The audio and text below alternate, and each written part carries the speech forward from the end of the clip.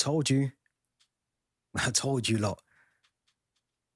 There's never a dull moment when you're a Chelsea fan. Another poor performance.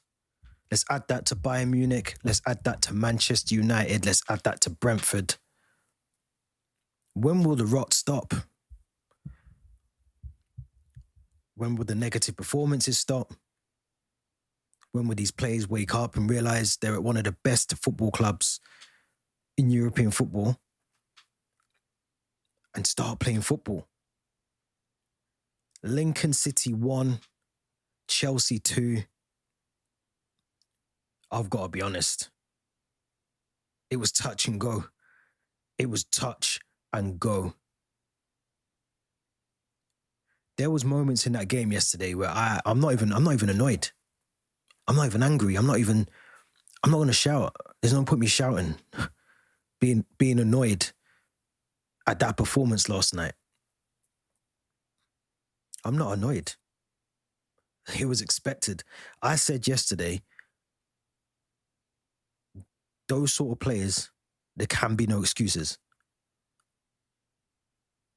For the players yesterday, there could be no excuses. We didn't even put out kids. We didn't have the development squad or the under 18s, players returning back from injury. We had players that should be fresh. Esteval hardly kicked a ball against Manchester United. It's poor. I don't care who's starting in goal. I don't care who was starting at right back. I said there can be no excuses. It's Lincoln City. Now let's credit Lincoln City because they came into the game last night with a game plan. Long balls, set pieces, disrupt the back line, disrupt the goalkeeper, make things difficult, press. This is a team that's currently unbeaten up until last night at home. But in the domestic league, they're unbeaten at home. They're third. I pulled out all the warning signs yesterday. I said that this team has to guard against complacency.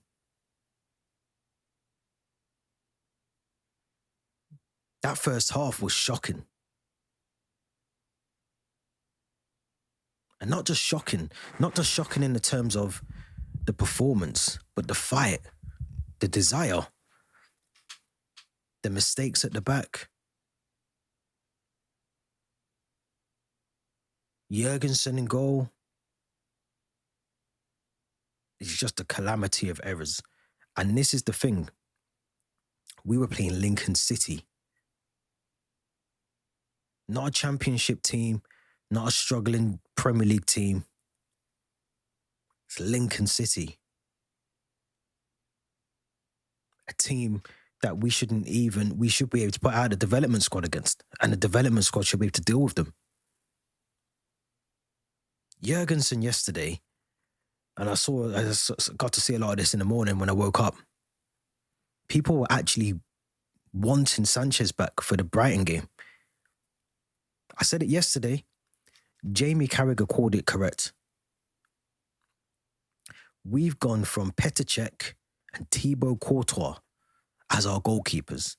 And we have Robert Sanchez and Philippe Jurgensen in goal. Both of them are good enough. Selenina, not good enough. And guess what we've done?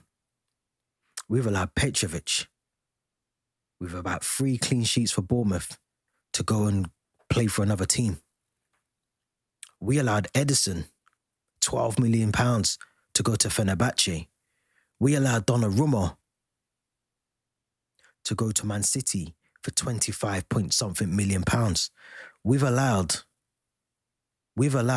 ourselves to be so stubborn that paying an extra couple of euros for Mike Maignan, bearing in mind we spent 100 million plus on goalkeepers in the space of 3 years, we allowed a couple of £1 million difference to deter us away from signing Mike Maignan, who is not the solution to the problem.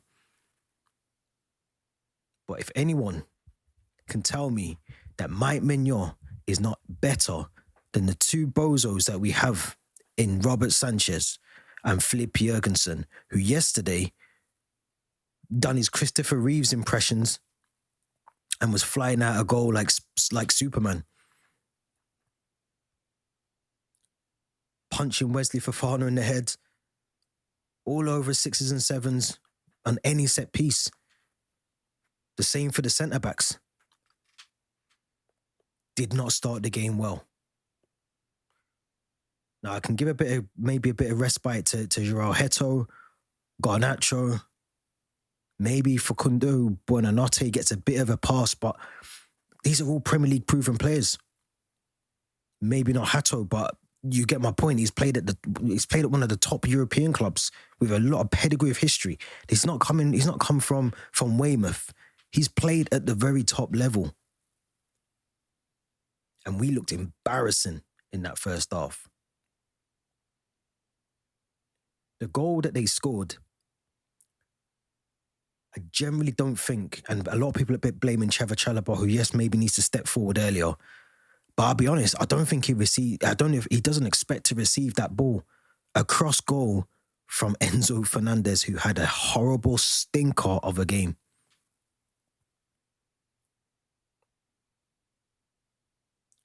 Enzo Fernandez, who's deemed as one of the best players in his role, pings a ball, a cross goal. Trevor Chalobah has 2 attackers on top of him. So I get why he's a bit hesitant to step forward to receive the ball. Can you do better? 100%. But that ball should never be pinged across to Chalobah in the first place. Like I said, I'm not going to scream. I'm not going to shout. I'm not even disappointed.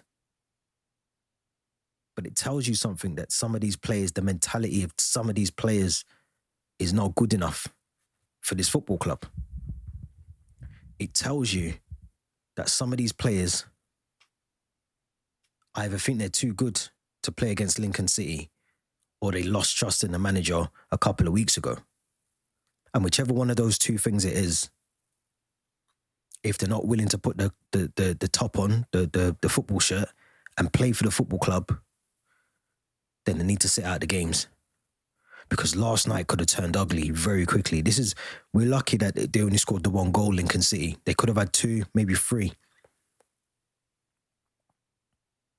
And it shouldn't take for substitutions or a 15-minute halftime team talk for some of these players to step up and realise what's at stake.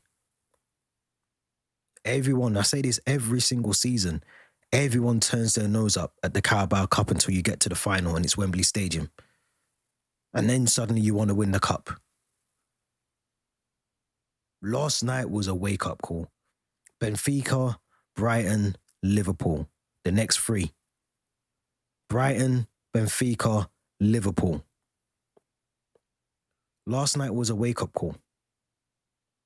Of course, we don't play that same lineup that we played last night against Brighton, but these are Premier League players versus League One. And in that first half, I couldn't tell which team was the Premier League team. And that's the worry. That's the concern. The only pluses I can take from this performance last night was Buonanotte, who I thought looked very good, took his goal very well, even set up, I think, or was part involved in the first goal for Tyrique George. But those 2 goals are a get out of jail free, not just for Maresca, but for some of them players. Because let's be honest, it could have gone a different way. And I said yesterday, no one is big enough to come out this tournament. Everton got knocked out. Man United have been knocked out. No one is too big to be kicked out of the Carabao Cup. So credit to Tyrique George, who should not be playing number 9.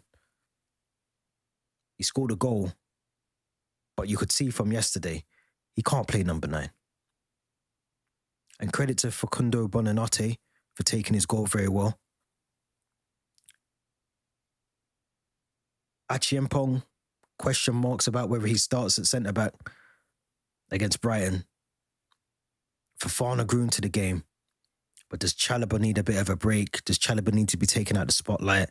He was forced to come out after the United game. He's been blamed for the goal yesterday. Questions for Maresca. Questions for Maresca. We dodged a big bullet yesterday. We dodged a massive bullet yesterday. We didn't even deserve to win the game. But like I said, credit to Lincoln City. They didn't stop. Only until about the 70th minute, 80th minute, did they actually stop. But up until that point, you always thought they were in the game. But we have to ask ourselves this question. £2 billion spent. Robert Sanchez, Felipe Jurgensen are the people in between our sticks. We've got João Pedro, Marc Gui currently as our strikers at the club. Tomorrow is I think we're going to have to address the squad depth at the club. We're going to have to look at the squad depth at the club and look at it realistically and think, have we really got squad depth? Because I said yesterday, that's going to be the determining factor for us.